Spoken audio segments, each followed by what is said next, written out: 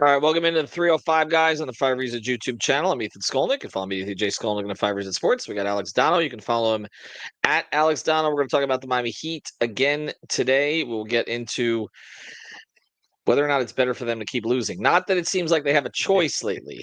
They're finding Right. ways to do it on their own. But as the All-Star breaks hits, they're 3 games under 500.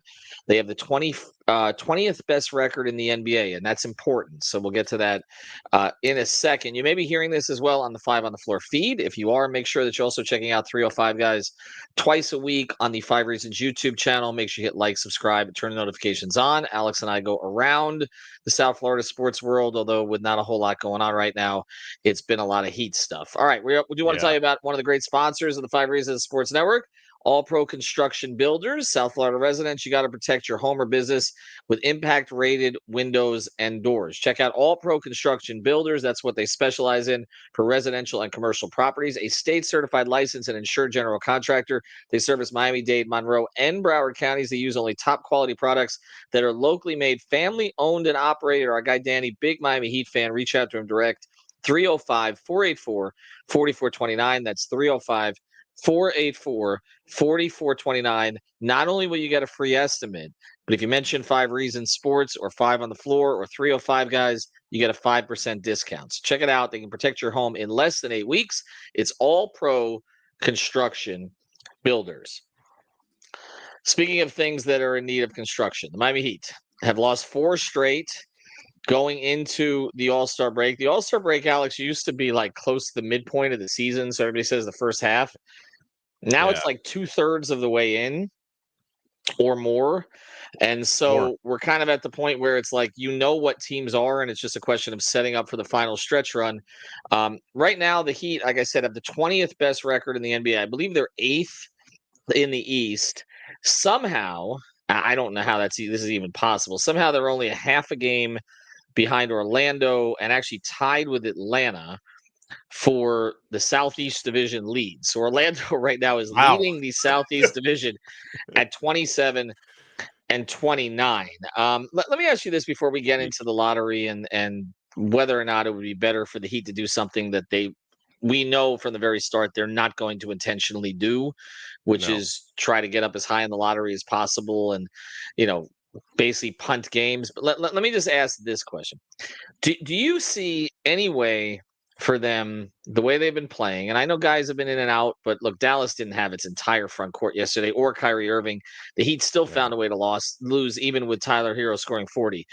Do you see any way if they're intentionally trying to win, as they have been doing, that they get to a top 6 seed regardless? No, I think they're in purgatory. They're going to be in that purgatory where, they get an 8, 9, or 10, and then, maybe you don't even win your play-in or you get slaughtered in the first round. It's just that's where I'm at with this team, and I'm starting to get to this weird gray area where, like, I'm moving on from my relief that the Jimmy Butler saga is over. And I'm kind of moving on from that to like, hey, we still have a basketball team with, a third of the regular season to go and possible postseason run. So like, I'm starting to kind of get back into the moment instead of, tied up with the non-basketball stuff. And no, I mean, the greatest fear that I have, I think that fear is going to be realized, Ethan, if they try to keep winning and putting out the most competitive roster possible each and every night, they're only going to play themselves out of prime lottery position and still not really accomplish anything. And I know that, like, listen, maybe there's some franchise out there that would be happy just to get into a play-in. The Miami Heat fans are not really on board with that life. So, yeah, I don't think the ceiling is very high, if that's what you're asking. Well, the difference between this and play in life with thou who shall not be named is that you felt you had a chance to get out of the play-in and possibly upset some people. And obviously 2 seasons ago or 2 postseasons ago, it worked. They don't have that chance now. I don't see a scenario where they would draw a matchup, say, with Boston, New York, Cleveland, and get out of that series. It just looks very unlikely. I mean, when you're looking at them obviously getting up to 6, maybe you get an Indiana or Milwaukee in that 3 spot. Maybe that gives you a shot to win a first-round series. I don't see them having any chance against Boston or New York. I think it's highly unlikely against Cleveland. And again, you have to get out of the play-in anyway. Now, I want to get to some of the rules here and what they're dealing with picks, because it's a little bit complex. The first thing, just from an NBA perspective, before we get into the Heat, the way that draft order is determined, this is important because it's not what you'd think. People, I think, assume it's based on playoff success. It is not. Okay, so you have the lottery. They basically have set up this new lottery system over the past few years where, essentially you're jockeying for the first 4 picks of the lottery. But the rest of the first round is determined by regular season records. So after the lottery is set, the draft selections for the remainder of the first round, which is 15 to 30, and the entire second round are determined by reverse order of regular season record. Each team gets one selection in the first round and one selection in the second round, of course, unless they've traded it or they've traded for other picks. That's important because this idea, again, that the Heat, let's say they get a play-in spot. Let's say they get the 9th spot. Let's say that they win the 9-10 game, right? And then let's say that they lose, they lose to the, let's say that they win, they grab the 8th seed, right? They beat the 7 8 loser, and they get the 8th seed. That has no effect on their draft position. I mean, he could go to the finals, they could get to the finals, they could win the championship.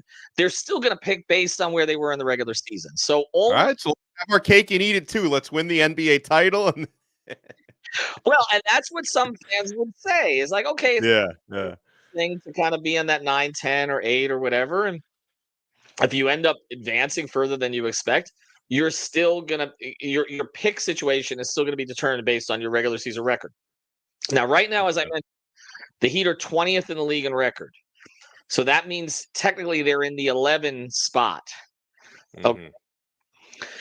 So just to be clear on that also. So they have essentially the 11th worst record in the NBA, and that goes for lottery position and all the rest of this. Now, let me get into what their pick situation actually is, okay? Because this is important. There are 2 different picks that we're talking about. Miami's own first-round pick is protected for selections 1 through 14, so essentially throughout the entire lottery, and unprotected in 2026. And again, this is via the Clippers. So it's the first round pick to OKC, protected for 1 through 14. So essentially, Miami, okay, if they are one of the 14 worst records, keeps the pick this year. But then it becomes unprotected in 26. So that's one of the picks. The other pick is the pick that they acquired from Golden State in the Butler trade. That is protected 1 through 10 this year. So that is not, the Heat don't determine that one. Golden State determines that one. Right now, Golden State has kind of snuck out of that spot. They're right on the border of it. Thanks again, Jimmy. Thanks. Well, I think they're 3-1, right, since they acquired Butler. Yeah, so they're in that mix with these other teams that are all going through it right now, all kinds of changes.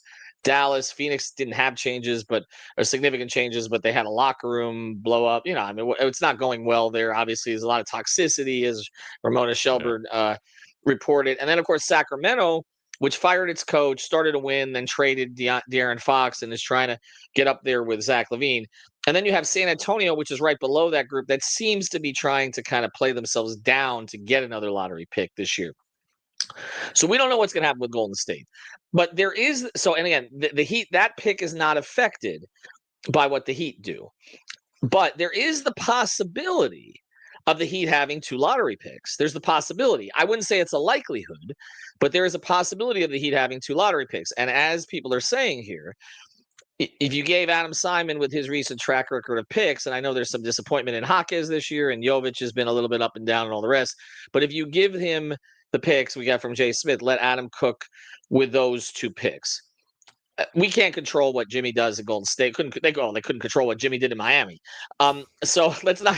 So that one, it's hard to say. Although, again, there are different ways to look at that. If you're going to get that pick from Golden State, you don't necessarily need to keep yours as much, right? Yeah, true. Let it roll over until next year, and it becomes it's still protected top 10 next year. But there's also, again, the possibility of 2 lottery picks here, which in a draft like this, which is supposed to be a good draft where apparently you can get good players, and you're not going to get Cooper Flagg at 10, okay? Yeah, But you're going to sure. get good players beyond from 10 to 20. That would fast forward the Heat's process, Alex.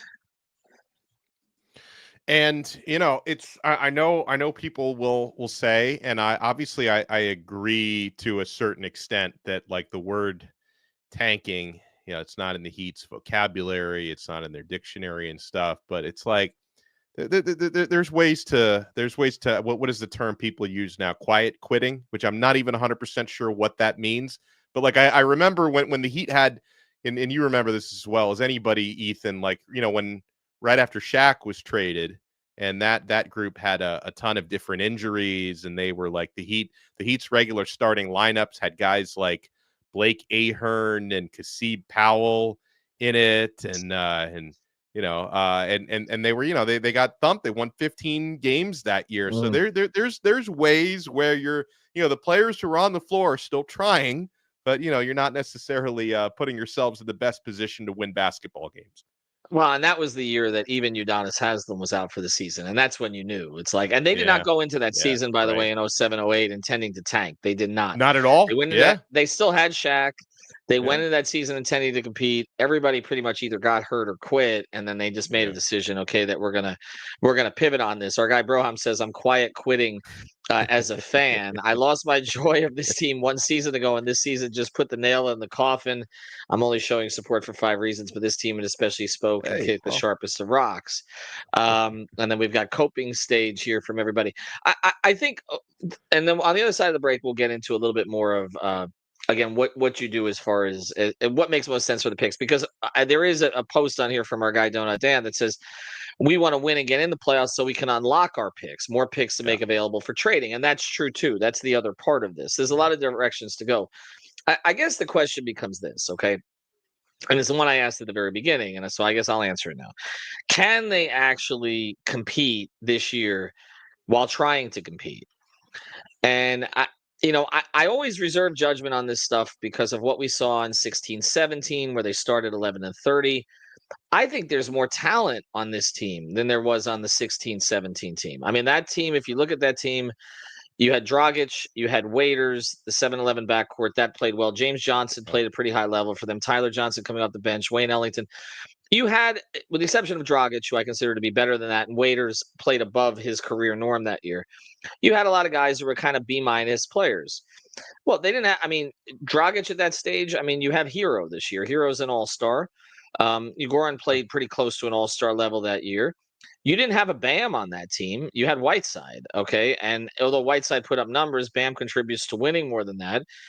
You've added Wiggins. Davion Mitchell, okay, well, he's played 2 of the 3 games. Davion Mitchell looks good. Like, he looks like a long-term fit, although I think long-term fit as a backup point guard Yeah. in the best case scenario. You still have Duncan on the roster. He doesn't seem to want to play Highsmith a lot, but you still have Highsmith. You've got the potential of where Jovic and Hawk is. I think there's more talent on this team, the 16-17 team, and yet that team caught lightning in a bottle and went 30-11. But also, I just thought Spo was more in his bag at that point than he has been this But year. also This has like been an off year. that team finishing 30-11, it kind of screwed some things up, Ethan, because it made I think management put way too much stock in that build, and so that was not a good thing in the Well, and they long run. paid It was them. not a good thing. Well, they paid them after the season. I will say the Yeah. only benefit, and this is why, this is one of the reasons, okay? I'm glad that we talking about this team in particular, Yeah. because it's one of the reasons that the Heat do not lean in to tear down tanking type rebuilds, is because they have this thing about the basketball gods and the karma of the basketball god. And if you look at that year, Right. if they end up just tanking completely, well, you could say maybe they would have taken Donovan Mitchell, okay? Although Mitchell was not really projected as a top 8 pick at that point anyway. They ended up taking Bam. So it's like Yeah. they competed. True. They missed the playoffs by 1 game, essentially because Dion Waiters hurt his ankle in the last 2 weeks, or else they probably would have made the playoffs. And they end up slipping to a spot where they take a guy in Adebayo, who at the time was considered a little bit more of a project big, but somebody that they liked a lot. So They don't like doing the thing. I go back to 2003 or 2002, 2003 season, Karan's rookie year. I wrote a column before the last game of the season that they needed to lose in Toronto. If they lost in Toronto, they would have slotted in as the 4 team instead of the 5 team. And I got some people in the organization my text blew up. Like, why are you writing that? We don't do that. Well, they kind of did try to do it, but they won. They won the game. They won the game anyway. And they would have taken Bosch at 4 instead of Dwayne. Now, we can say that wouldn't have been the worst pick in the world. Chris Bosh is a Hall of Famer. He ended up on the Heat, but you change the course of history. You don't end up with Dwayne Wade. Again, another instance of them trying to compete. They did the same thing 1 year late in the year in Philadelphia. They did the same thing with the Yakuba Diawara shot, which changed their playoff seeding. They're not good at positioning themselves when it comes to cheating the game in some way, either trying to play for a particular playoff spot that may be lower. And you saw what happened last year with Cleveland. Cleveland basically tanked the game in the last game of the year, and it ended up costing them in the first round in terms of the matchup that they drew. So I just don't think that they're going to lean into it. Like they say, we suck at tanking. We're terrible at it. We're not going to do it.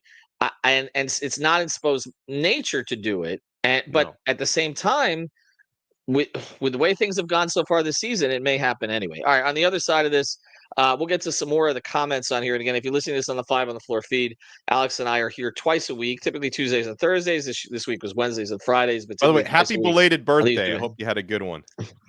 Thank you very much. I actually and it's funny because you weren't even the reason why we weren't. It was more me that we weren't on your birthday. I was celebrating your birthday.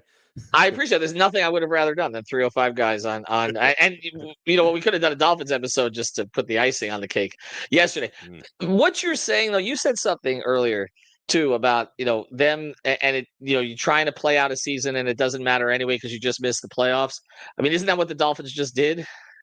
Yeah, that's what the Dolphins have done for most of my life. Yeah, which is why it's what's been a little bit troubling over the past couple years is how many comparisons there have been between these two franchises, which never used to be the case. Like you never used to have a lot in common between the Miami Dolphins and the Miami Heat, which was a good thing for the Heat, not so much for the Dolphins. But then there have been some similarities over the past year, except the Heat traded their disgruntled superstar. The Dolphins have apparently made peace with theirs. That it's all good with Tyreek Hill now. Well, they've made peace with theirs, Alex, but they also extended the quarterback when they didn't have to, and the Heat didn't extend their star when some say they could have or should have. The Heat took an opposite direction because, again, they believe more in the culture of their organization than the Dolphins do. But both teams are kind of stuck in the lower middle right now. They're both in the lower middle. That's where they're both at, which is the worst place to be and the least interesting place to be for our purposes. So somebody else needs to raise a stink and try to get out because that's basically how we'll carry our podcast for the next couple of months. On the other side of this, we'll get into what actually happens here the rest of the season. Before we do want to mention Prize Picks, use the code 5 FIVE. It's the way to keep the NBA season interesting, even if the Heat at times are not. Use the code 5 FIVE. Put down $5. You get $50 to play right away. We can see some of the stuff is already on the board for the Rising Stars game. I see Jaime Jaquez in there, 5.5 points. So you think Jaime's going to go over? I feel like Jaime's hardly played for the Heat at all lately, but he's playing in Rising Stars. 5.5 points for him and then for All Stars. Is Herro up there? Let's see. What is he at? 40 last night. Let's see if Tyler is up there. Tyler's on Team Kenny or something. He's not up there yet, but I'm sure closer to the game. So use the code 5 FIVE. You can also play the Four Nations hockey there. We've got our guy Alex Baumgartner up there in Montreal. U.S. about to play Canada here in a couple days. That should be interesting. You can play that as well. You can see Matthew Tkachuk half a point against for the game against Canada, which comes up this weekend. Of course, one of the Panthers' eight players that's playing in the Four Nations. Also, you can play TGL there, the golf league. We're going to have coverage of that soon as well. And, of course, when baseball comes back, you can play that on a little bit of a break for football for a bit. But you can play all the All-Star stuff this weekend. So go to Prize Picks. Use the code FIVE. All right, let's get to a couple more of the comments here, Alex, from BN. If the Heat make the playoffs, they give the 25 pick to OKC. That's true. Keep 26. And again, this is just on the Heat side. This is not factoring the Golden State side. 27 lottery protected to Charlotte. Right, of course. That's the other pick. That's the other thing here that we haven't mentioned. They don't have the 27 pick because of the ill-fated Terry Rozier trade, which they gave away a first-round pick along with Kyle Lowry's contract. So the 27 lottery protected pick becomes unprotected in 28. And then at that point, 30 and 32 can be traded. Now, the reason for all this, and I know it's a little bit confusing, is the Stepien rule where you can't trade picks in consecutive years because a former owner of the Cleveland Cavaliers, Ted Stepien, traded all of his picks, and the league wanted to get away from that. The NFL has no such rule, which is why the Rams are trading their first-round pick every single year. But in the NBA, they do have that rule with only 2 rounds now, and so that's the deal here. So all of this is factoring into it. This comes in from Aaron Anders. If they get 2 picks, you all think they're keeping them or trade at least one of them. I would be surprised if they add 2 young players to the build. You think? Oh, you think so? I don't know. I mean, I guess I'm for the first time, long time as a Heat fan, I'm kind of in the youth mode, especially seeing how well that they've actually drafted lately. I mean, I'd like to see Jaquez obviously bounce back to last year's form, but they've drafted pretty well. I don't know, but maybe you're right. I mean, you could use one of those as a trade piece. You could. The other option is that if you're more inclined to move Jaquez or Jovic at this point, then you maybe keep the 2 picks to replace them with sort of a young talent pipeline. We will have plenty of coverage of this draft. Our guy Adele and also Matt, I mean, they're breaking it down on our Discord off the floor, but they really like that space. They like that 10 to 20 space in this draft. It's interesting because the thing that the Heat need the most, it seems, is a playmaker at the point guard position. I think, and then Davion Mitchell slots in as your backup. He's a restricted free agent this year, but I can see them keeping him. And that what they say is there's a lot of players of that type, not a lot of great shooters among those players.